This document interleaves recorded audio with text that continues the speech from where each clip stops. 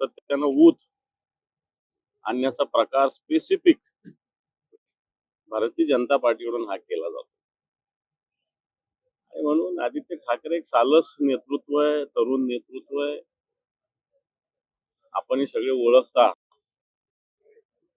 त्याच्यामुळे मला असं वाटतं न्यायालय काय काय निर्देश देतं किंवा काय काय याचिकामध्ये म्हटलेलं आहे याचा पूर्ण अभ्यास केल्याशिवाय जास्त बोलणं योग्य होणार नाही. परंतु याच्यात राजकारण शिजलं जातंय किंवा शिजवलं जातंय आणि तेही भारतीय जनता पार्टीकडून, एवढं मी 100% म्हणेन.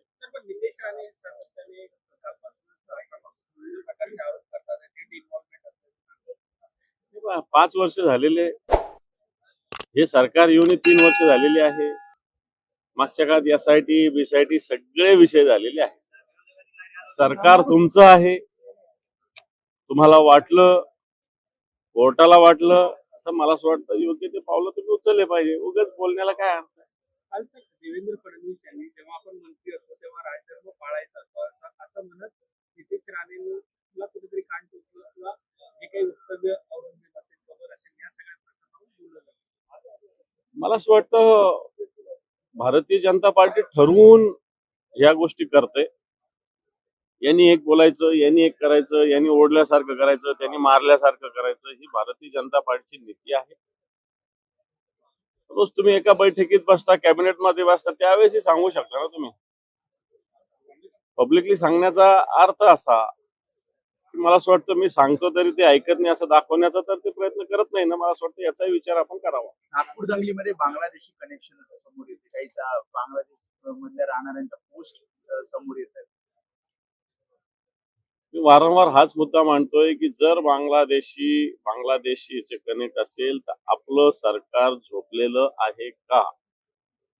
आपली पोलीस यंत्रणा, गुप्तचर यंत्रणा, सरकार कोट्यावधी अब्जावधी रुपये पोलीस दलाच्या आधुनिकीकरणावर खर्च करते आणि इथं बांगलादेशी लोकांचं काही कनेक्शन आहे असं जर येत असेल तर मला असं वाटतं आणखी हे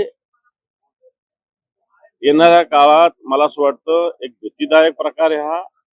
हा गंभीर प्रकार आहे असं मी म्हणेन. लाडकी बहीण योजनेमुळे शेतकऱ्यांची मदत जी आहे ती रखडली. मराठवाड्यात जवळपास 337 आत्महत्याग्रस्त शेतकऱ्यांच्या वारसांना मदत मिळाली नाही, रखडली.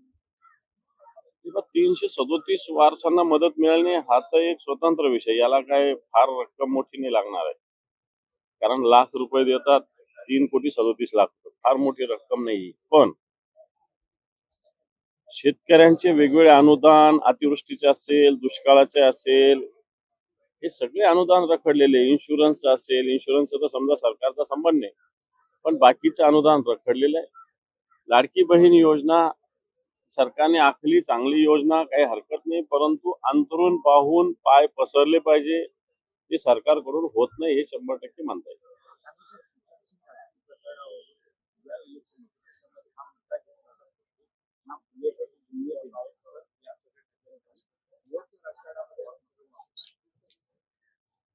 मला माहित नाही बिहारचं राजकारण, परंतु आत्ताच्या घडीला बदलापूर प्रकरण असेल, पुण्याचं स्वारगेटचं प्रकरण असेल,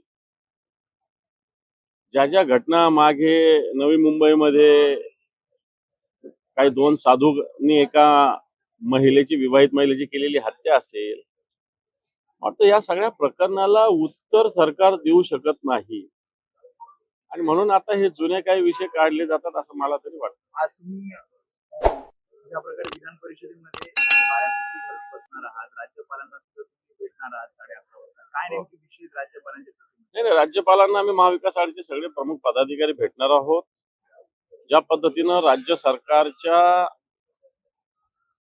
दबावाखाली विधान परिषद सभापती आणि विधानसभेचे अध्यक्ष काम करतायत. विरोधकांना बोलू दिलं जात नाही, विरोधी पक्षाचा आवाज दाबला जातो, विरोधी पक्षांना त्यांचे डिव्हाइस वापरले दिले जात नाही. सत्ताधारी पक्षांना कोणतंही नसताना, काही नसताना डिव्हाइस वापरले जाऊ देत. खरं तर विरोधी पक्षाला जास्त संधी या सगळ्या अधिवेशनात असली पाहिजे. सत्ताधारी पक्ष जे काही करतं त्याच्यावर बोट ठेवण्याचा विरोधी पक्षाला निश्चित अधिकार आहे राज्याच्या हिताच्या दृष्टीनं. परंतु तो बेसिक अधिकार विधानसभेत आणि विधान परिषद सत्ताधारी पक्षाच्या दबावाखाली विधानसभा अध्यक्ष आणि विधान परिषद सभापती करत आहेत. आणि म्हणून राज्याचे पालक इथं येऊन राज्यपालांनी आपलं अभिभाषण केलंय, माझं सरकार, तर तुमचं सरकार कसं काम करतं, विरोधी पक्षाविषयी कसं वागतं, राज्य घटनेचा कशा पद्धतीनं पायमल्ली करते, जे नियम बनवलेले विधानसभेचे विधान परिषदेचे ते कशा पद्धतीनं तुडवतं, हे सांगण्यासाठी राज्यपालांची भेट आम्ही आज घेणार आहोत.